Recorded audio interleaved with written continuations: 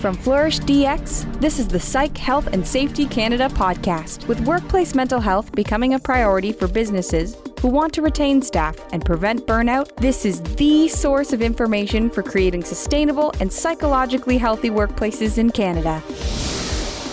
Hello everyone, and welcome to the Psych, Health and Safety Canada podcast. I'm Kim MacDonald, I'm your host, and today my guest is Linda Crockett, who I'm very excited to talk to today. She has an amazingly long history working in some of these areas. And before we get into learning and sharing all of that, welcome, Linda. Thank you for having me, Kim. It's great to work with you. Yeah, I'm excited. I always ask our guests to introduce themselves, sort of as the first question, so that people can get a sense of who you are, what brought you to do the work you do, and your background. Okay, well, my first career was social work. I have a master's degree in clinical social work. I am also a trauma therapist. And 12 years ago, I started a company in Canada. It is now called the Canadian Institute of Workplace Bullying Resources. And I come from a perspective of a trauma-informed lens with a very holistic look on this issue. I really don't believe that we can resolve workplace bullying or psychological harassment. Sometimes we even call it psychological violence. We can't resolve it without looking at all the layers, top down, bottom up, laterally. We have to look at leadership. We have to look at the organization as a whole. Each individual involved has a story. And we have to make sure that we have services for each party. And that includes legislation, working on legislation, policies and procedures. But this is more than that. This is a human experience, very much like domestic violence and sexual assault. It is causing psychological harm and physical harm. And the reason I got involved in it is because 12 years ago or more, I went through it in 2008, actually. And at that point in time, I'd been helping 22 years of helping people through all kinds of abuse, domestic violence, child abuse, sexual abuse, addictions, you name it. I knew what abuse was. I assessed it. I walked people through numerous systems involving these abuses. I even supervised and trained investigators and assessors. But when I went through it, I had no idea what was happening to me. I was very confused and in shock, dumbfounded. And what it made me do was just work harder and get more silent and go into basically isolation, but work harder just to get these people off my back. Because it was more than one bully in my case. It was like a mobbing situation. But I didn't know what it was, and nobody was talking about it, not where I am. Nobody was training, nobody was teaching, it was a very silent epidemic, and it still is for a lot of people. And so once I got past my shame, because I certainly did suffer from shame, thinking I should have seen it, I should have known it, but how should I have when nobody's talking about it? So I decided that I would come out of isolation. I would become a specialist in this area. I would get qualified, and I overqualified maybe because I have a very high standard about treating people that have this vulnerable injury. And I just won't shut up. Now, silence supports the abuse. I am definitely doing the opposite for 12 years now, and been very successful and really the most rewarding part of my work. Thank you. Well, as you know, this podcast is about psychological health and safety in the workplace. How would you define psychological health and safety at work? Well, psychological health and safety is being able to show up at work and be who you are and express your opinions, express your creativity, ask questions, be yourself, and not be exposed to humiliation or embarrassment or ridicule or be oppressed or suppressed or be made to feel small. So safety is showing up and being able to feel supported and encouraged and enhanced and lifted up. Where my area of work is psychological hazards, right? Mm-hmm. The opposite, bullying, harassment, discrimination, racism. So it's the very opposite of what I just described. In workplaces, there's an entire spectrum of sort of behaviors that occur in different workplaces. Do you see, because you have had many years in this, do you see the challenges inside workplaces? Are they the same kinds of challenges that you saw like 5 years ago, 7 years ago, 10 years ago? Well, it depends on what industry, what organization. There's a great deal of employers that are jumping on, with occupational health and safety has changed here. Our legislation has changed. And all employers in Canada must have their policies and procedures to align with that. Plus, they must train their employees. So those who are following that, are welcoming those changes. But there's many staying under the radar and ignoring it, minimizing it, saying it doesn't exist or justifying it, or, just trying to hide from any kind of excuse not to do the right thing, which baffles me because it's costing them multiple millions each year to do the wrong thing. Why wouldn't they want to save their reputation? Why wouldn't they want to improve productivity, increase our productivity, and recruit and maintain their long-term employees? Instead, they're getting all the opposite. So it really depends on the employer and the industry we're talking about. When we think about harms, or as you mentioned, like violence and harms and physical harms, as well as emotional or psychological harms, what kinds of injuries have you seen as, showing up in workplaces where there is, that kind of behavior, that contribution to someone's health? I'm really glad we're using the word injury, because I think that makes it hard, but easier yet for people to talk about. The injuries that we're talking about here are, an impact to your self-esteem, an impact to your confidence, impact to your safety. If your psychological safety is removed from your workplace, you don't know who to trust anymore. You're coming to work wondering who's going to insult you today or what's going to happen. You're ruminating about yesterday. You're wondering and worrying about tomorrow. And you just want to do your job. You just want to get your job done, right? So the impact is physical. It starts with the lack of sleep, in my opinion, because we all lay in bed at night wondering what just happened and how am I going to fix this? And, trying to understand it. It's very shocking for some people who keep getting insulted day after day after day. It's actually like a cumulative trauma. So you become fatigued, and with fatigue, you become loss of focus. And with loss of focus, you get, memory issues, high stress every single day, wondering who's going to cause you harm that day, or, you're going to lose your job that day, or you're going to get another embarrassment in front of your peers. It's high stress, which means it's like cortisol and epinephrine and adrenaline is overdosing your body. So your immune system starts to get attacked, which means you're going to get colds and flus and viruses and rashes, and your hair is going to fall out, or you're going to lose weight. So with all that on board, you start to feel vulnerable. You start to feel some anxiety show up, which then can lead to panic attacks, which leads to more vulnerability, which then leads to isolation. And when you're in isolation, feeling all these things, you're starting to ruminate about self-doubt. Like, did I see what I saw? Did I hear what I heard? Did they really say that? Or is it my fault? Is it me? Why does this always happen to me? Questions start showing up. And that can be quite debilitating. So then, of course, your productivity is going to be impacted because you're very consumed with this lack of safety and all the variables involved. And you are trying to look for your peers to support you. Like, did you see that? Are you going to speak up for me? You're doing all that. So it really impacts you. And then physically, if we tend to carry our stress in our stomach, then obviously you're going to end up with IBS or ulcers or Crohn's disease or diverticulitis or cancer even. If you carry it in your cardiac system, you might be the person that's got high blood pressure. You might be that person who has a heart attack or a stroke. If you carry it in your neck and your jaw, you're looking at, tension in your neck and TMJ issues and migraines. So we are talking about all kinds of things of how it shows up in the body, the mind and the body. And it's very costly. I mean, we go to the extreme of suicidal ideation, depression, PTSD, adjustment disorder, anxiety disorder, permanent diagnosis even, and loss of voice, loss of self is one of the painful things to hear people say. I don't know myself anymore. How come I can handle all this stress and juggle all these things all my life? But yet this has brought me to my knees is kind of the comments I get all the time. So it's very costly to the individual, very costly, even to their family is impacted because that loved one that used to come home confident is now spending more time in the bedroom and not joining the family gatherings or celebrations. Right? They're just not the same anymore. So children see that in their parents. Spouses are impacted because they're up all night with their spouse, with the injured worker.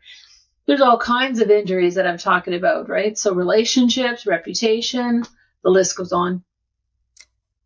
When we talk about psychological injury and psychological illness, for our listeners, can you differentiate them a little bit so that, because I know that you and I had talked and you had shared the differences, but I think it's a great sort of way to help people understand, because these are newer, people know what they've experienced, but there's such goodness in really understanding some of these things really clearly for people, so that can also, I think, help reduce anxiety, so that you understand some of these things in a much clearer way.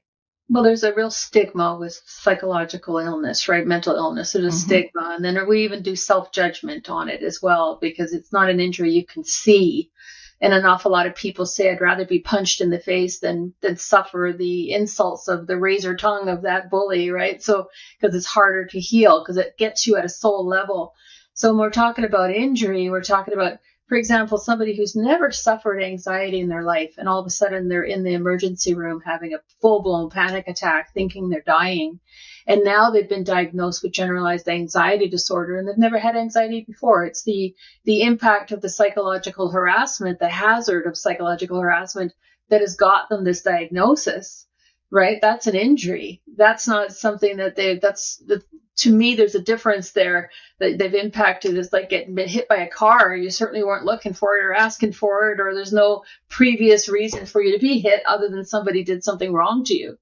So a psychological, somebody who's never suffered depression in their life, suddenly they're fully diagnosed with major depressive episode due to the impact, long-term cumulative effect of psychological harassment, because this type of harassment doesn't happen overnight or one time. It takes weeks or months and sometimes years, like death by 1,000 cuts.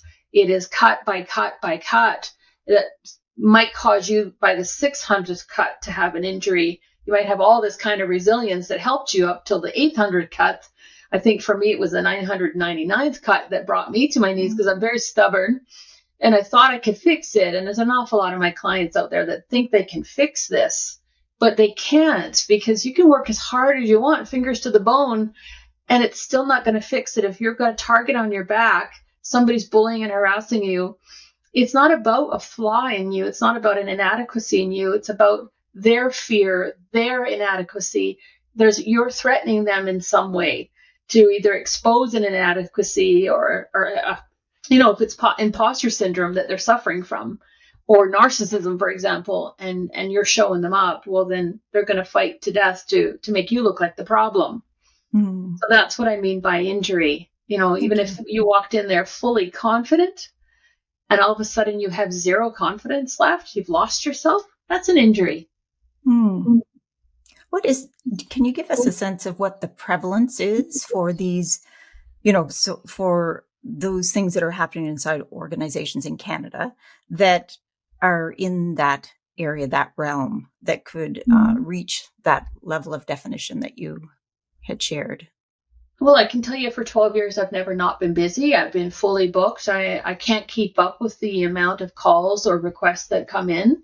I've had to train other therapists, other coaches, other first responding professionals to keep up with the load. Every time I train a class, and I've trained hundreds of organizations, hundreds of groups of people, different industries. I've been to many, many conferences and speaking.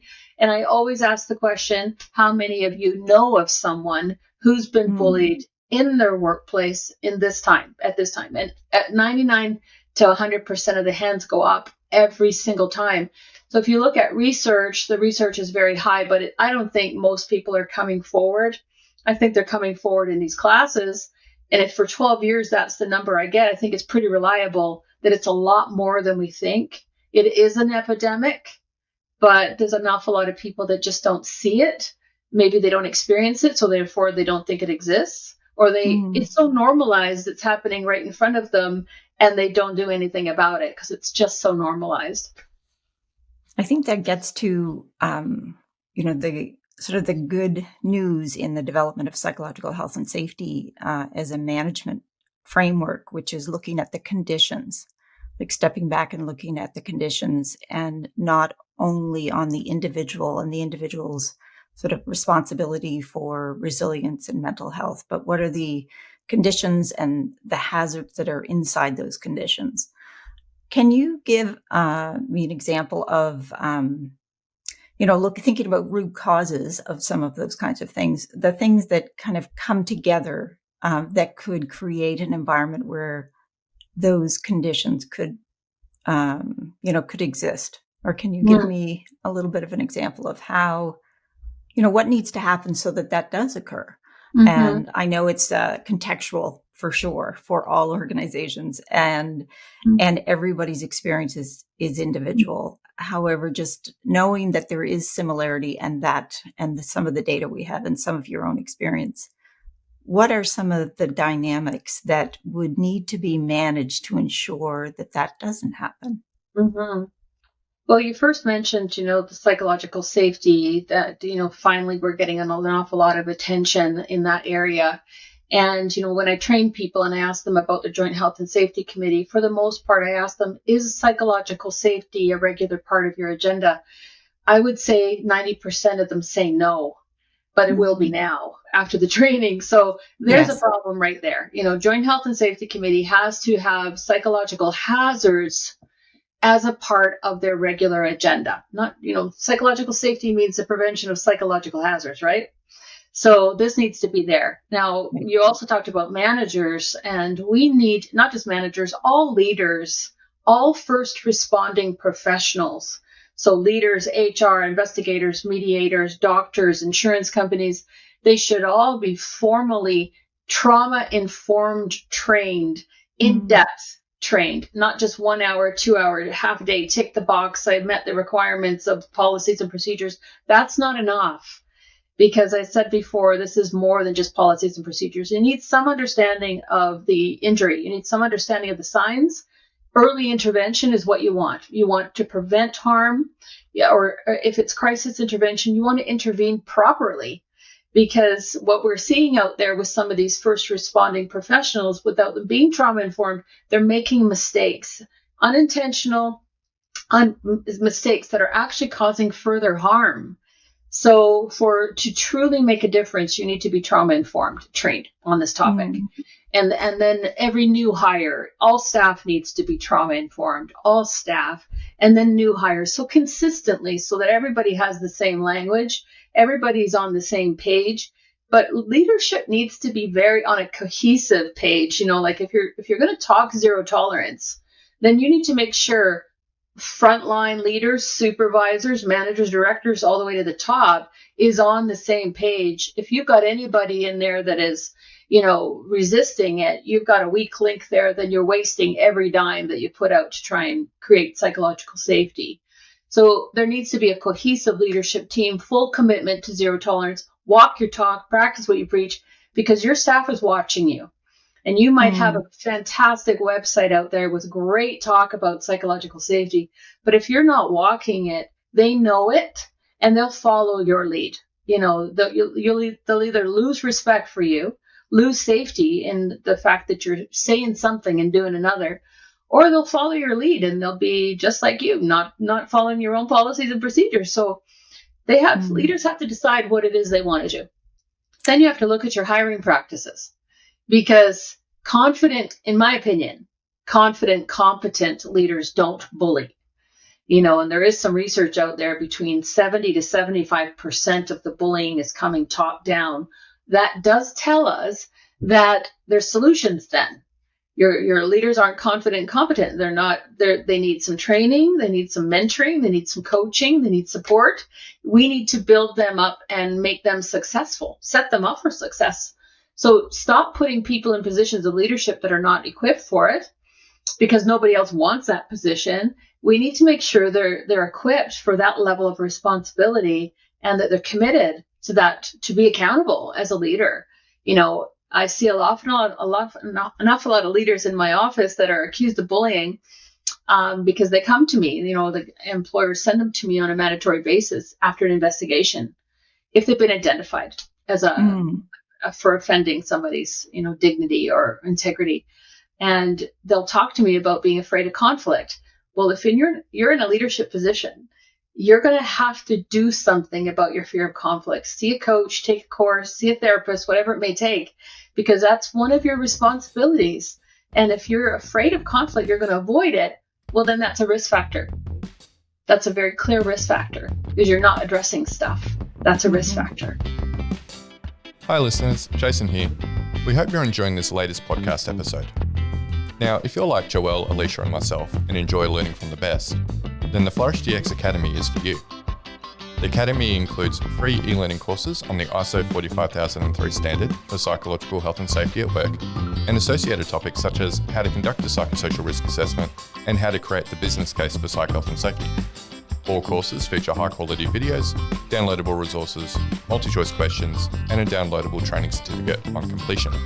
Take your learning to the next level with all Flourish DX Academy courses included within the Flourish DX mobile app. Select podcast episodes from the Psych Health and Safety podcast and sister podcasts from Canada and the USA are also included.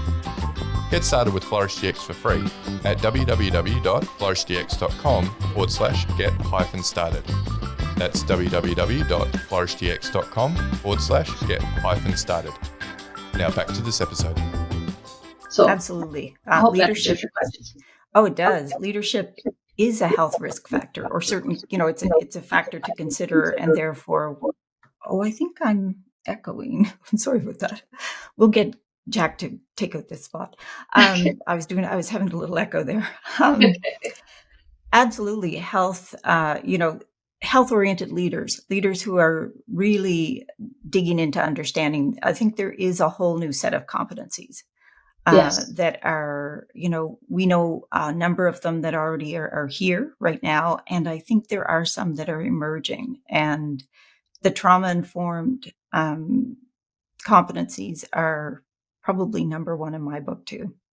And I think it changes what you observe, what you notice, the more you learn and the more you dig into that and really come to understand it in a much more, obviously not to the level of a therapist, but, that there's a requirement in leaders today to really understand what that means to be trauma-informed.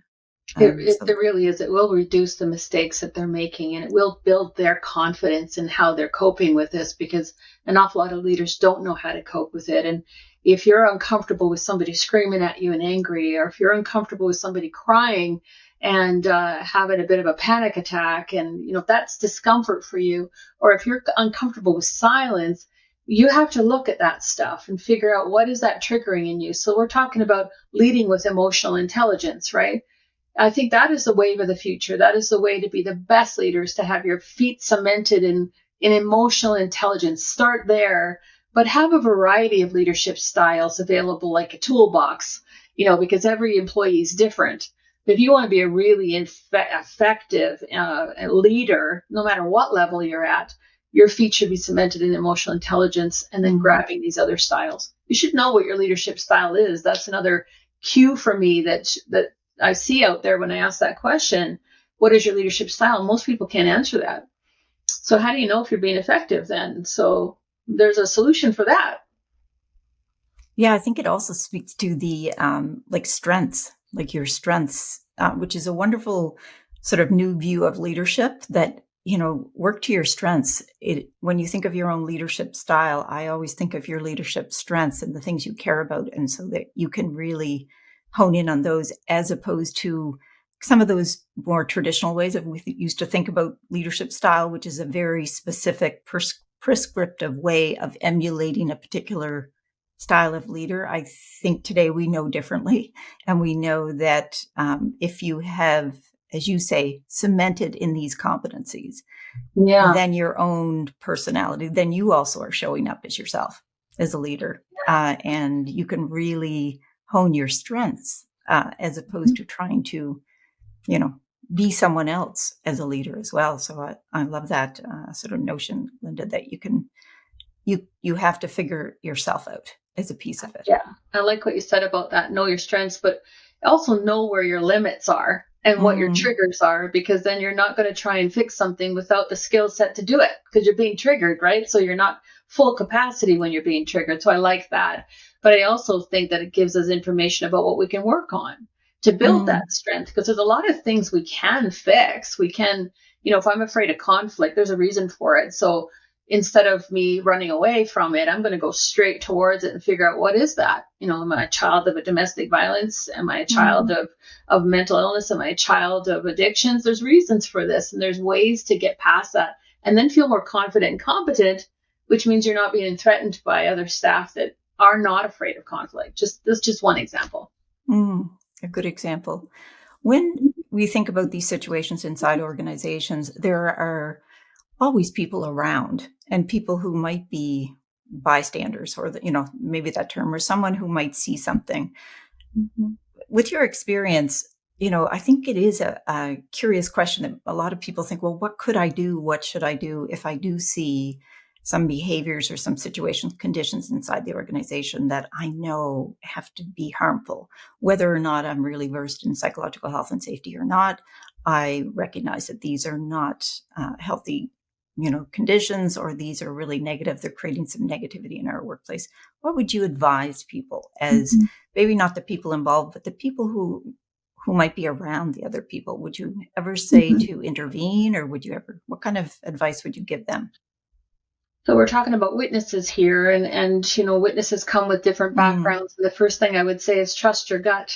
If you haven't had training in psychological safety, your intuition knows that was wrong behavior.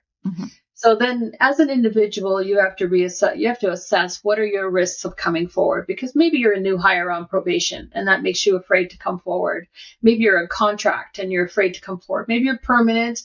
Maybe one of the bullies in your workplace is a best friend and you don't want to report. There's a lot of really valid reasons why people don't want to report, and we need to validate them. They've seen the process fail before, time and time and time again.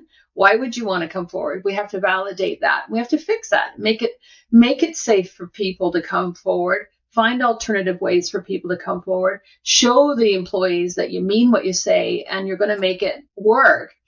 Maybe they've got a sick child at home and they just can't expend any more energy. Valid. There's valid reasons. So let's validate them and let's give them a safe place to talk about it. One of the things I would say is reach out for some help. If it's not internally, if there's no one safe internally, then go externally and talk to somebody about this, moral dilemma that you're having at work, because it's going to make you sick as well.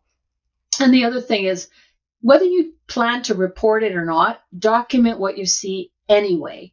Because, today is July the 17th, but maybe September 17th, something happens and that you say, that's it, I'm going to report. I can't watch this anymore. But you're going to forget everything that's happened between July 17th and September 17th, because this is very fatiguing, and clearly you're already overwhelmed to be reporting it today. So document, and keep your documentation off-site. Make sure there's no client names in there. Keep it in one place, because it gets all scattered in your head if you've got it scattered all over your house.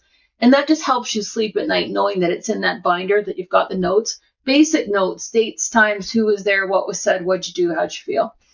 But just document, at least commit to that much. And, we don't always carry paper and pens or computers, but you do have a cell phone, and that's got a password, so that's safe. And, keep that stuff, because you just don't know what's going to happen down the road. You're going to need that to speak up. Maybe the bully's going to turn on you. And we need that documentation for credibility. We need that documentation for clarity in here, right? It's going to help you for mental health. It's going to help you to have that documented. You're not going to remember 6 months ago. But if it's in your documents, your clarity is going to stay very clear, which means your confidence is going to stay good. It's not going to damage you because you've got notes to sanity check. And with your confidence and your clarity, you're going to have courage, more courage. So that's great advice. For managers, what can managers who are working to be more observant and to understand more fully, maybe some things they've always seen in workplaces, in other workplaces they have. And so now they're trying to figure out, well, what are some of the signs, or what things can I look for inside an organization that I've joined, that where I can be helpful to bring some new light, new thinking, and help to change things for the better? What advice would you give a manager, for example? Well, first of all, I would say if you haven't had any training, don't assume you know what this is, because it's probably a lot more to it than you realize. So take some trauma-informed training. Have that under your belt. That's going to tell you what to watch for. But without that, I'm going to say, look at your staff. Are people starting to get quiet and withdrawal? Are they starting to isolate? Is your lunchroom looking pretty empty? Are you having a repeated kind of complaint about a certain group or a certain person?